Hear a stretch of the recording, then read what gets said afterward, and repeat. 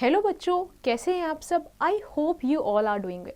तो आज हम पढ़ेंगे रिसाइकलिंग वेस्ट वाटर के बारे में। जो वेस्ट वाटर होता है हमारे घरों से, इंडस्ट्रीज से, जगह जगह से आता है, वो कैसे रिसाइकिल होता है, right. So let's get into the topic. Clean water is a basic need for human beings, but unfortunately, it is becoming scarcer day by day. It has been reported that more than 1 billion of human population have not access to safe drinking water. In many villages of India, people have to walk off several kilometers to fetch drinking water. The limited quantity of water that is available may not be clean. This unavailability of clean and safe drinking water make them prone to waterborne diseases, some of which may prove fatal. One way of making more available for human use to clean and reuse wastewater. Have you ever thought where the wastewater goes and what happens with it? Let us study in this chapter. So आपने देखा है कि clean water का कितना importance है हमारी daily life में। एक बेसिक से बेसिक नॉर्मल एक्टिविटीज़ में भी आप क्लीन वाटर यूज़ करते हो, राइट। बट जैसे जैसे क्या टाइम बढ़ रहा है वैसे क्लीन वाटर डेफिसिट मतलब कम होता जा रहा है। और ऐसा देखा जा रहा है कि 1 बिलियन पॉपुलेशन इंडिया की तो ऐसी है जो सेफ ड्रिंकिंग वाटर भी जिसको नहीं मिलता। सो आज हम देखते हैं कि कैसे वेस्ट वाटर जो होता है वो हम उसको क्लीन करते हैं। So let's get into the topic. First is sewage. Sewage is a general term used for all types of liquid waste, most of which is of water. It is produced by homes, industries, hospitals, offices and other areas wherever water is used. Rainwater that has been washed off from the roads and rooftops carrying dirt and other harmful substances is also included in sewage. Sewage usually has dissolved and suspended impurities in it, which is called contaminants. If the contaminants are removed, sewage water can be used again for non-drinking purposes. Alright, so basically sewage क्या होता है? जो भी हमारा liquid waste है, right, liquid waste जिसमें water mostly involve होता है, जैसे होम से, इंडस्ट्रीज से, हॉस्पिटल, ऑफिसेस से, ये सब टाइप का वेस्ट जो भी लिक्विड वेस्ट है उसको क्या बोलते हैं? Sewage, right. और जो इनफैक्ट जो रेन वाटर से जो वॉश ऑफ वाटर होता है जिसमें क्या रूफ वाटर डर्ट होती है ना, हार्मफुल सब्सटेंसेस होते हैं, इसको भी हम सीवेज में इंक्लूड करते हैं। जो भी इसमें इम्प्योरिटीज है इसको हम बोलते हैं contaminants, right. So sewage generally is of 2 types. कैसे? Domestic sewage and industrial sewage. Domestic sewage contains human and animal waste including feces and urine, kitchen waste, soap, detergent and infection. So as the name suggests, domestic, right? तो जो भी हमारा waste होता है human क्या उसकी activities से, वो सारा किस में आता है? डोमेस्टिक सीवेज में। Next comes the industrial sewage. Industrial sewage mostly contain a lot of toxic chemicals, acids, alkalis and metals. These types of sewage also contain substances like phosphate and nitrogen and several types of microbes which cause disease like dysentery, typhoid, cholera and hepatitis. तो industrial waste जो भी industries या factories में से निकल रहा है, right, तो उसमें बहुत सारे chemicals, acids, right, metals, alkalis ये सब प्रेजेंट होते हैं। तो ऐसे वेस्ट जो होते हैं उसमें क्या नाइट्रोजन और फॉस्फेट भी होता है। तो इसी की वजह से क्या होता है, यहाँ पे बहुत सारी डिजीजेस भी कॉज हो जाती है, जैसे कि माइक्रोब से dysentery, typhoid, cholera and hepatitis. Now let's get to a question. Why is river water in the mountains considered less contaminated than in the plains, right? So you have to find the answer to this question. Now let's understand the sewerage system. Sewage produced from homes and industries goes through a system of pipes called sewer, which are linked together to form a network called sewerage system. Most fewer pipes are underground. The sewerage has to be treated to make it safe for use, reuse and to be released into the rivers and lakes. If raw sewage is directly released, it would cause serious water pollution. So basically क्या sewerage system क्या होता है? जो भी sewage का जो भी sewage का लिक्विड है, लाइक इंडस्ट्रीज से, होम से, जब हम उसको कहाँ तक एक नेटवर्क के थ्रू भेजते हैं सीवर तक, राइट, पाइप से भेजते हैं, तो उसको हम क्या बोलते हैं? सीवर। और जब ऐसे ही बहुत सारे इंटरकनेक्टेड पाइप्स जाते हैं तो हम इसको क्या बोलते हैं? इस नेटवर्क को sewerage system, right. So most sewer pipes are underground. Mostly क्या है? अंडरग्राउंड पाइप्स होते हैं, राइट। बट जो सीवेज है इसको ट्रीट करना बहुत इंपॉर्टेंट है ताकि हम ये जो पानी है वो वापस से सेफली रीयूज कर सके और रिवर्स और लेक में इसको रिलीज कर सके, right. Now let's get to the next page. For regular cleaning and maintenance of the sewer lines, manholes are built at ground level at about 50 to 60 m, usually with iron or concrete covers. So regular maintenance ताकि ये जो sewer line से clean होती रहे, क्या manholes 50 to 60 metre नीचे बनाए जाते हैं ताकि वो रेगुलर क्लीनिंग हो सके और उसमें क्या कंक्रीट कवर या फिर आयरन का कवर दिया जाता है. Sewer lines carry the sewage to the sewage treatment plant. The water which comes out of the sewage treatment plant is called effluent, right? So basically जो है सीवर लाइन्स क्या होता है, घरों से जो हमारे सीवेज कैरी करती है कहाँ तक, सीवेज ट्रीटमेंट प्लांट तक. अब जो भी इसमें पानी होता है, राइट, ऐसे में इसको क्या बोलते हैं, एफ्लुएंट, जो भी पानी रहता है. Now let's get to an information.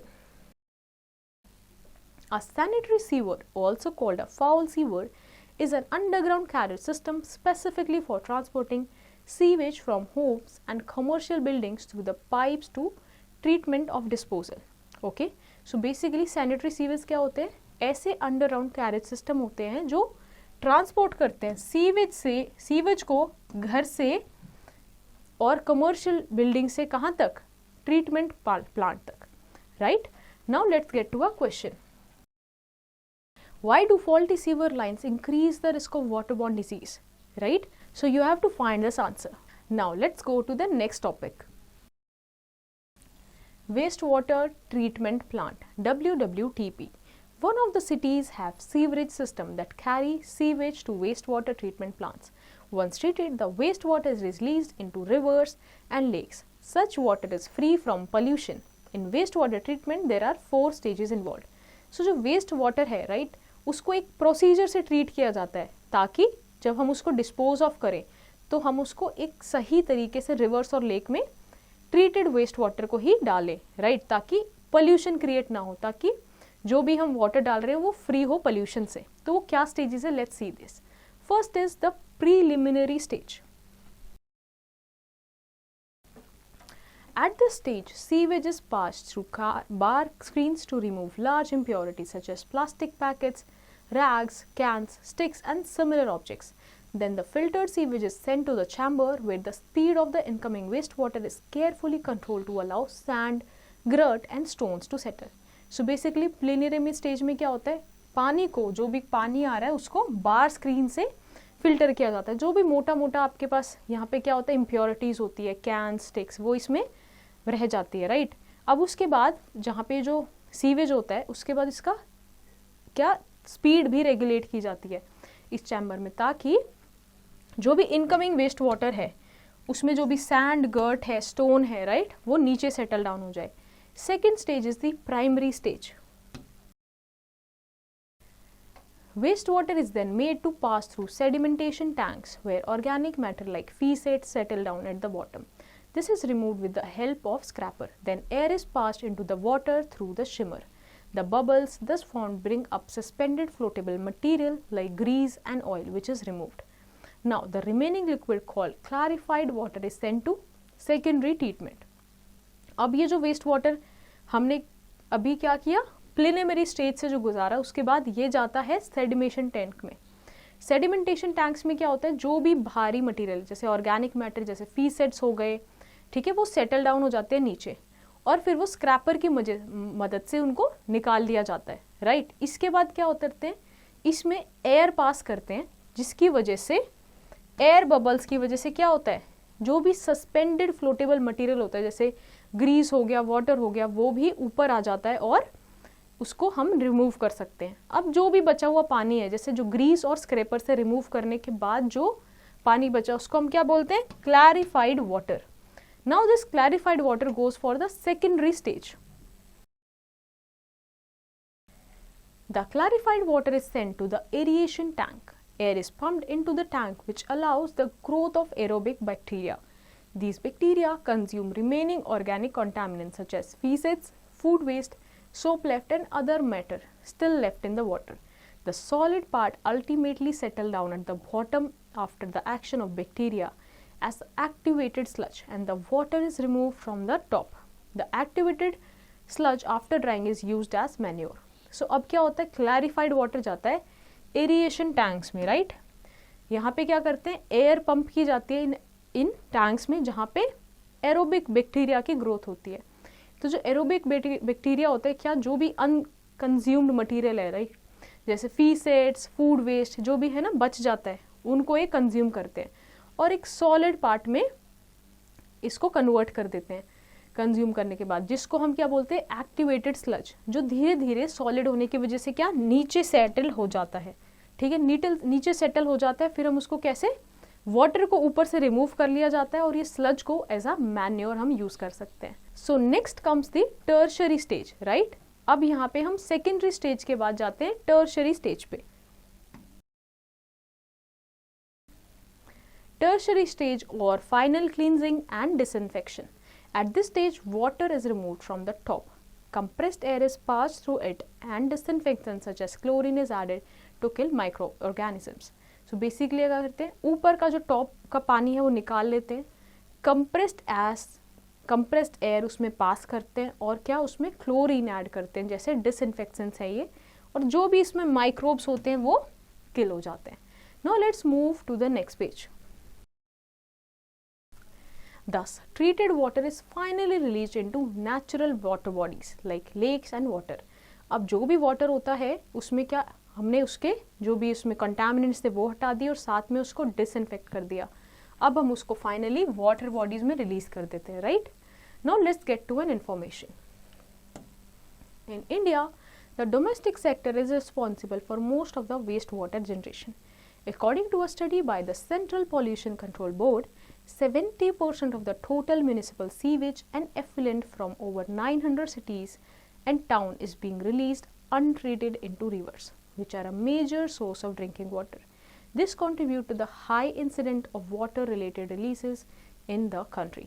So basically क्या देखा गया है, काफ़ी सारा बहुत ज़्यादा जो रेन हमारा जो डोमेस्टिक सेक्टर से जो भी वेस्ट आता है वो कैसे अनट्रीटेड ही रिवर में छोड़ दिया जाता है, जिसकी वजह से क्या देख रहे हैं हम, हमारे पास ड्रिंकिंग का अच्छा सोर्स नहीं बचा है, राइट, और वाटर रिलेटेड डिजीजेस भी कंट्री में बढ़ रही है. Now let's move to the next topic which is sludge treatment. During the sewage treatment impurities are settled down at the bottom. These settled impurities are called sludge. The sludge is treated by the following ways. First is, अब जो sludge बच गया था उसको कैसे treat करते हैं. Raw sludge is put into large air tight tanks called sludge digester. उनको किससे, एयर टाइट टैंक्स में डाला जाता है जिसको हम क्या बोलते हैं, sludge digester. The absence of oxygen, anaerobic bacteria break down organic matter. The by product of this process is biogas which is used as an eco friendly fuel and also to produce electricity. अब यहाँ पे since absence of oxygen होती है, जो anaerobic bacteria होते हैं वो organic matter को क्या ब्रेक डाउन करते हैं और क्या प्रोड्यूस करते हैं, biogas which is eco friendly and use to produce electricity. Now the treated sludge is nutrient rich, it is dried and is used as an excellent organic fertilizers, right. तो fertilizers में use होता है. Now let's get to an information that you must no.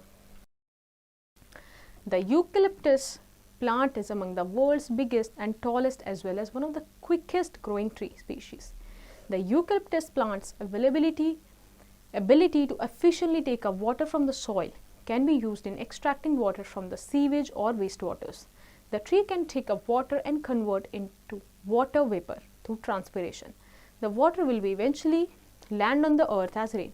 So eucalyptus एक ऐसा plant है जो पूरे world में एक बिगेस्ट और टॉलेस्ट प्लांट है. क्विकली ये ग्रो कर जाता है और इसकी एक बहुत खासियत है कि ये बहुत ही, इसकी रूट्स इतनी डीप होती है कि नीचे तक का पानी खींच लेते हैं, राइट. तो इसमें कैसे यूज़ कर सकते हैं, जहाँ पे भी सीवेज या वेस्ट वाटर है वहाँ पे अगर हम यूकेलिप्टस उगाएंगे तो वहाँ पे जो भी पानी है पेड़ खींच लेगा, राइट, और उसको वेपर फॉर्म में कन्वर्ट कर देगा, जो फिर बारिश के फॉर्म में अर्थ में वापस आ सकते हैं, right. So a good way of treating water. Treatment of polluted water. Perform the following activity to see how polluted water is made clean at wastewater treatment plants. तो अभी जैसे हमने देखा, अब हम इसको एक एक्टिविटी के थ्रू समझते हैं. Now pull your sleeves up So fill a large glass jar with water, add some dirty organic matter such as grass, species, a small amount of detergent, cow dung, etc. Cap the jar, shake the contents of then, let it stand in the sun for 2 days. Shake the mixture and pour a small sample in the test tube. Let it label as before treatment. Observe its smell and color. Alright. So basically आपको क्या करना है, एक jar लेना है जिसमें पानी डालना है और dirty organic matter, grass piece, detergent और काऊ डंग डाल देना है. राइट. इसको आपने बंद करके कुछ दिनों के लिए, 2 दिनों के लिए सन में रखना है. राइट. इसके बाद आपको इसको थोड़ा सा पानी इसको एक टेस्ट ट्यूब में लेना है और जिसको लेबल करना है बिफोर ट्रीटमेंट से. राइट. उसका स्मेल और कलर देखना है आपने. Now next step. Now use an aerator from an aquarium to bubble air through the remaining mixture in the jar for several hours. After sufficient aeration, pour another sample into a second test tube and label it as after treatment. अब आपको क्या करना है कि एरिएटर लेके आपको इसमें bubble के थ्रू मतलब एयर पंप करनी है. राइट. इसमें आपको क्या करना है, अराउंड लाइक जस्ट कुछ घंटों के लिए ऐसे करना है और फिर कुछ पानी इसको लेके इसमें सेकेंड टेस्ट ट्यूब में डाल देना है जिसको मार्क करना है आफ्टर ट्रीटमेंट से. थर्ड आपको क्या करना है, now fold a filter paper in the shape of cone and place it on a funnel. Place layer of sand, fine gravel and then medium gravel in the funnel. एक funnel ले लेना है आपने paper का. Right. Filter paper का. उसमें थोड़ा sand डाल देना है, छोटे स्टोन्स डाल देने हैं. राइट. और उसको अब इसमें से हम एक्चुअली क्या करेंगे, फिल्टर करेंगे वाटर को. Pour the remaining aerated liquid from the jar through the filter into the beaker. Filter it for few times till you get water clear. Right. So जो इसमें आपने क्या यूज़ किया था, वाटर, ट्रीटेड वाटर था. Right. After treatment वाला water था, वो आपको इसके फनल के थ्रू डालना है और उसको वापस से इस प्रोसेस को करना है. कब तक, जब आपको बिल्कुल क्लीन वाटर ना मिले. Now let's go to the next page. Now next, pour the sample of this filtered water into a third test tube and label it as filtered water. इसका भी एक सेक्शन आपने रख लेना है और कैसे मार्क करना है, फिल्टर्ड वाटर से. Pour another sample of the filtered water into the fourth test tube. Add a small piece of chlorine tablet. Mix well until the water is clear. Label the test tube as chlorinated water. अब जो filtered water था, right, बचा हुआ, उसमें आपने क्या करना है कि उसमें आपको क्लोरीन टैबलेट डालनी है और उसको मार्क करना है क्लोरीनेटेड वाटर से. So now you observe the changes in clarity, color and smell that occurred in the sample at each one of these stages and record them. From the steps carried out, we will get an idea of process involved in sewage treatment. Right. So basically आपने क्या देखा इन चारों चीज़ों में, कैसे with time and with each process कैसे हमारा पानी बिल्कुल clean होते गया. Right. But do not try to taste the water in any sample at any stage. Okay. Now let's see and understand water pollution. Existence of life on earth cannot be imagined without water. It is boon for life, but it is not handled properly. It will take no time to become a curse. The major rivers like Ganga and Yamuna receive tons of untreated sewage daily, thereby making water unfit for drinking and other domestic uses. Hence, the contamination of undesirable substance in water that brings very harmful changes in the characteristics of water is called water pollution. The consumption of this contaminated water is responsible for major waterborne diseases like jaundice and cholera. So basically हमारे जीवन के लिए water कितना ज़्यादा ज़रूरी है. Right. But यही अगर हम इसको अच्छे से यूज़ ना करें तो क्या, यही हमारे लिए क्या कर्स बन सकता है. जैसे कि हमने देखा कि जो गंगा और यमुना रिवर है, वो जब हम उसमें अनट्रीटेड सीवेज डालते हैं डेली, तो कैसे अब उसका जो पानी है वो अनफिट हो गया है, even for using as a drinking and as for domestic use. Right. तो इसी चीज़ को हम क्या बोलते हैं, water pollution. All right.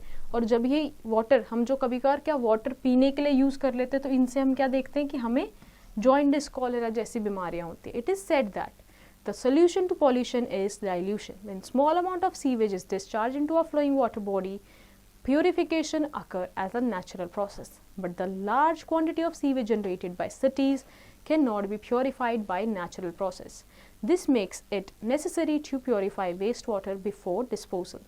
The various kind of chemical present in sewage may poison the water, kill fishes and other wildlife.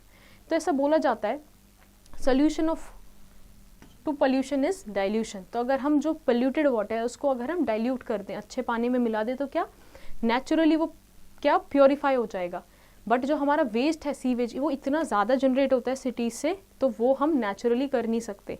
इसीलिए हमें waste water को डिस्पोजल से पहले प्योरीफाई करना बहुत इंपॉर्टेंट है, right. So now let's see the sources of water pollution. There are basically two sources of water pollution. First is point sources and the non-point sources. So, point sources. These are definite identified sources which give out constant volume and fixed composition of effluents. Industrial effluents containing heavy metals like lead, mercury, oils and acids are example of point sources. So, point sources water pollution क्या होता है? जहाँ भी हमें definite हमें पता है कि जो सोर्सेज हैं वहाँ पे कांस्टेंट वॉल्यूम ऑफ और एक फिक्स्ड कॉम्बिनेशन में क्या है एफिलेंट आ रहा है, जैसे इंडस्ट्रीज से, राइट। हमें पता है कि इसमें जैसे मेटल्स होंगे, लेड होगा, मरकरी होगा, तो ये सारे क्या हुए पॉइंट सोर्सेज। वहीं पे अलग क्या है non point sources. These are sources situated far away from the city. These waste have unknown composition. Street runoff and agricultural runoff are example of different non-point sources, right? तो non-point sources क्या हुए, जिस जहाँ पे हमें पता नहीं है कि जो भी उसमें क्या है चीज़ें हैं वो unknown composition की है, जैसे street runoff हो गया या agriculture runoff हो गया, जो भी पानी बह के आता है हमें पता नहीं उसमें क्या चीज़ क्या composition की है, right?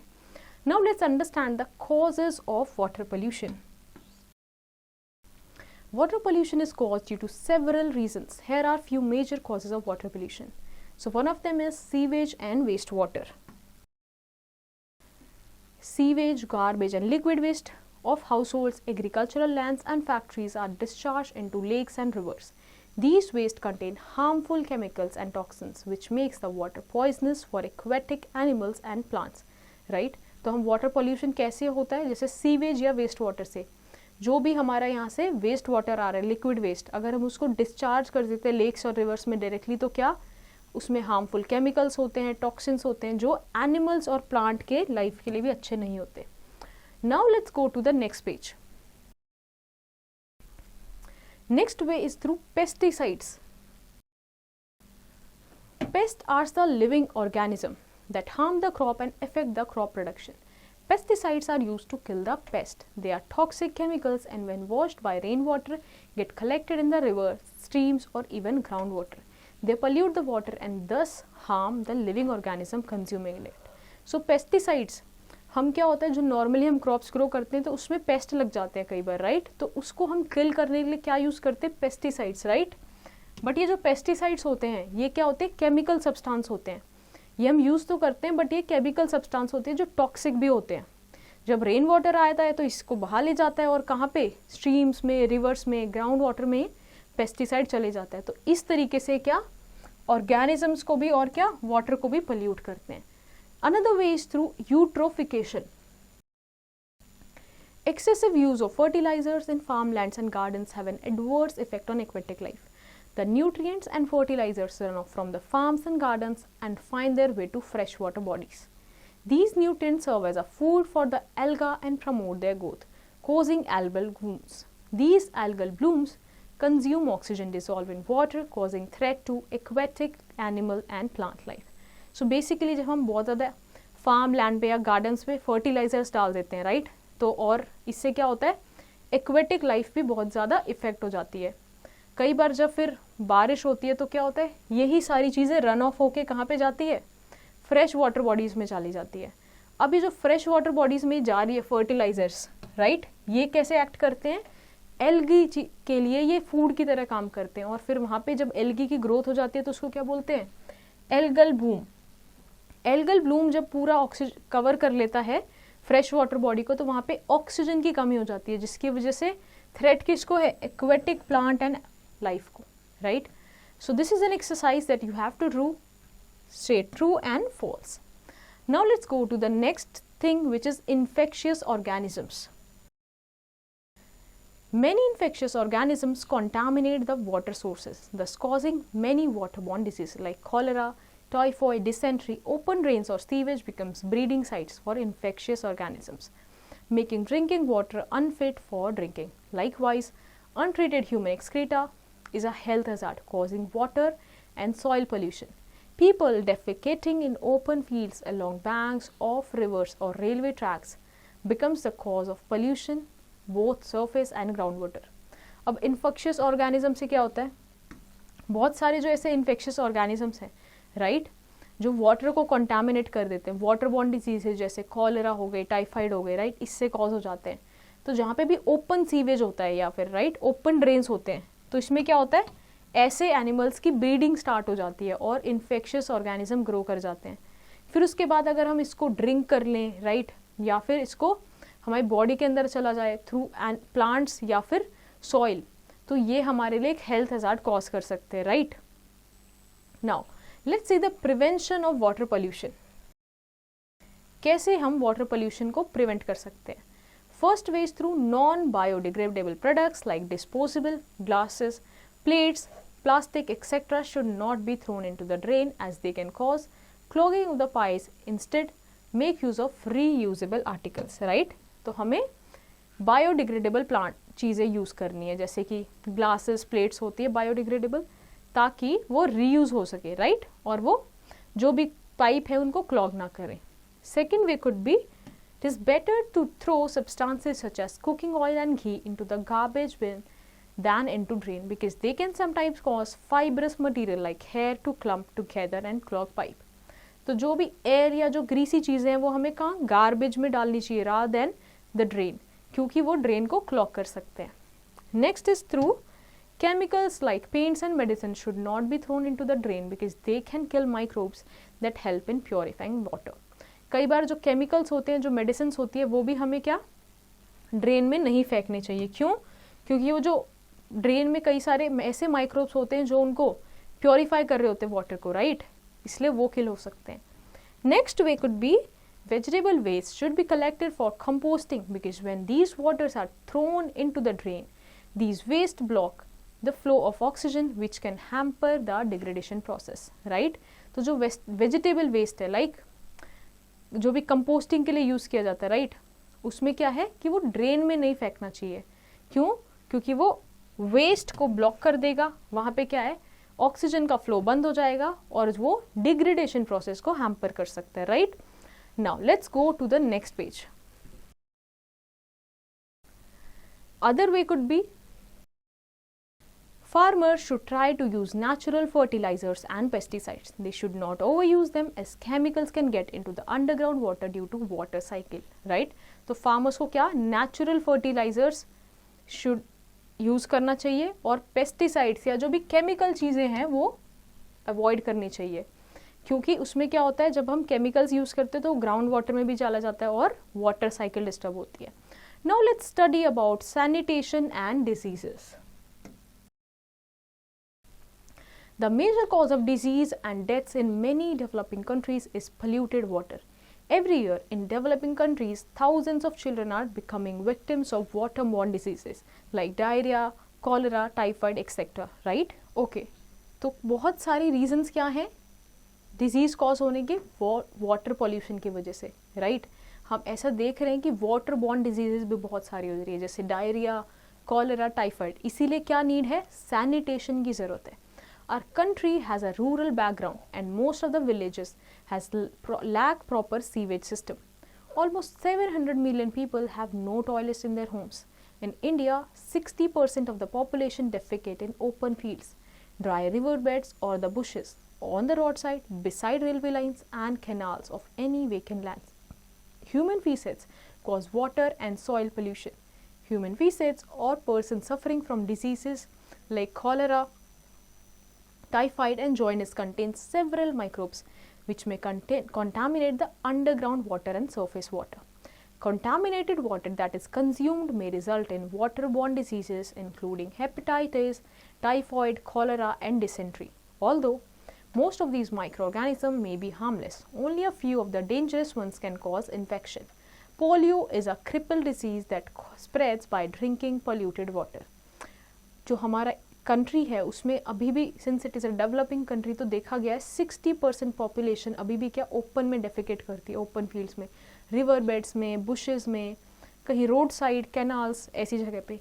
तो ओपन डेफिकेशन क्या होता है, वाटर और सॉइल पोल्यूशन कॉज करता है, क्योंकि लेट्स से अगर किसी ह्यूमन को कोई डिजीज से इन्फेक्टेड है, लेट्स से कॉलरा है, टाइफाइड है, जॉन्डिस है, तो उसके फीसेट्स में भी ये सारे माइक्रो ऑर्गेनिजम्स होते हैं। अगर वहीं पे अगर वाटर रन ऑफ है तो वो कंटामिनेट हो जाएगा इन माइक्रोब से और क्या वाटर को भी पोल्यूट कर देगा, राइट। इसीलिए क्या देखा गया है कि इतनी सारी वाटर बॉर्न डिजीजेज होती है। So one of them is polio, right, जो पोल्यूटेड ड्रिंकिंग वाटर से होती है। Let's understand the alternative sewage disposal methods, but before this let's get to an information. The simple act of washing hands with soap and water can reduce the occurrence of diarrhea by 1/3. Okay, सो आप simple अगर आप अपने hand wash अच्छे से साबुन से करोगे तो क्या 1/3 रिस्क कम हो सकता है किसका, डायरिया होने का।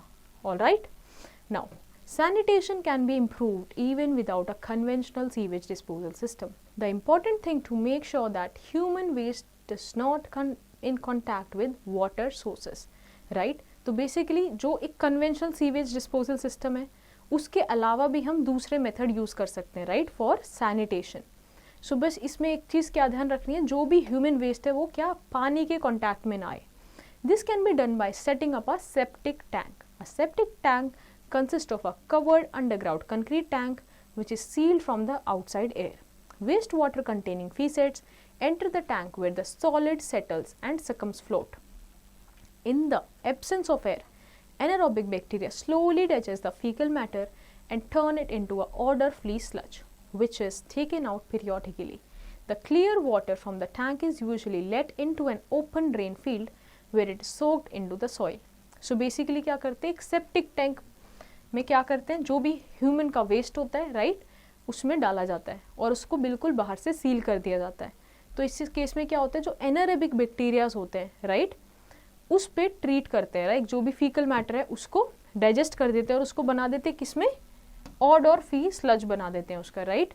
और उसमें से जो भी अब पानी है ऊपर, राइट, उसको ड्रेन ऑफ कर दिया जाता है और उसको किसमें, सॉइल में सोक कर दिया जाता है, और जो भी बचा क्या स्लज उसको निकाल के, मतलब ऐसा कभी कभार मैन्योर भी यूज कर लिया जाता है।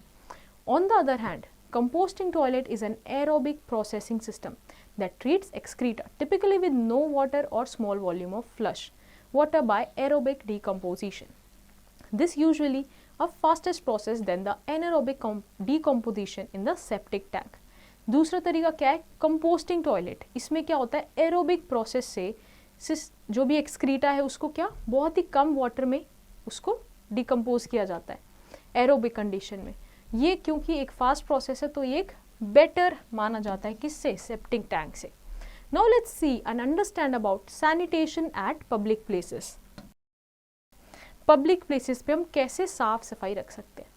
Sanitation of hall or community would depend on the personal habits of individual.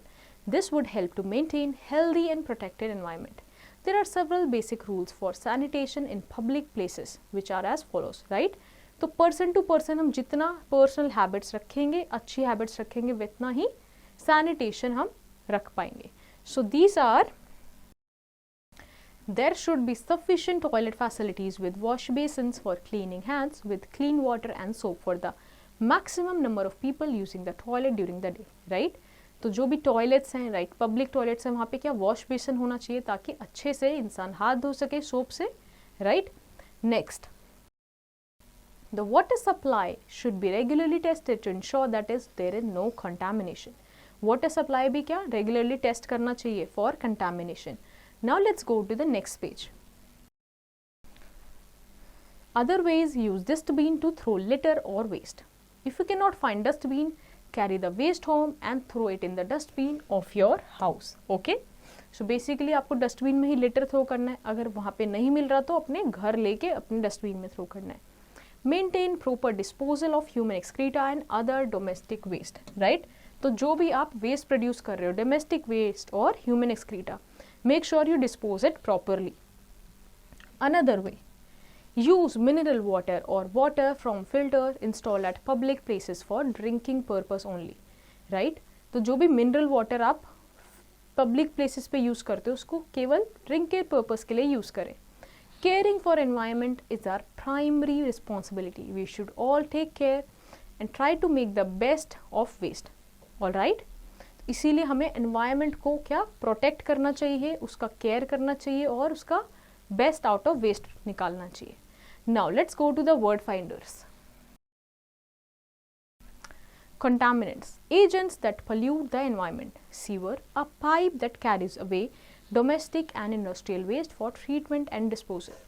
Sewerage, a network of pipe for carrying away sewage. Effluent, treated wastewater which flows out of a treatment plant.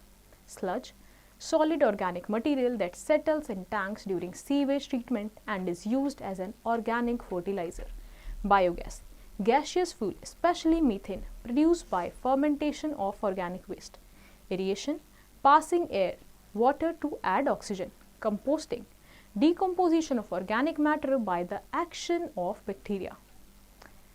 Anaerobic bacteria, bacteria that do not live or grow in the presence of oxygen, right? So let's take a look on these few points. Wastewater is generated from various human activities at places like homes, schools and offices. Wastewater is usually allowed to flow through drains into sewers and sewage. Sewage is the mixture of water and waste products carried off through a drainage system. One way of making more water available for human use is to clean and reuse wastewater or sewage. Sewage can be cleaned in sewage treatment plant and used again for non-drinking purposes. Sewage treatment plants produce sludge and biogas as a byproduct. The sludge can be used as a manure and the biogas can be used for energy generation. Water pollution can be as a result of our ignorance, like discharging waste in water bodies without any treatment. The practice of defecating in the open is a major cause of water contamination. Both surface water and groundwater get polluted by open defecation. Sanitation can be improved even without a conventional sewage disposal system by preventing human waste from coming in contact with water sources. Septic tanks, composting pits and composting toilets are alternatives to sewage treatment plants that can dispose of human waste hygienically. We must join hands to work collectively so as to generate mass awareness on community health, proper sanitation and waste disposal. I hope ये chapter आपको बहुत अच्छे से समझ आया होगा. So based on your understanding, you have to do the following exercise in your homework.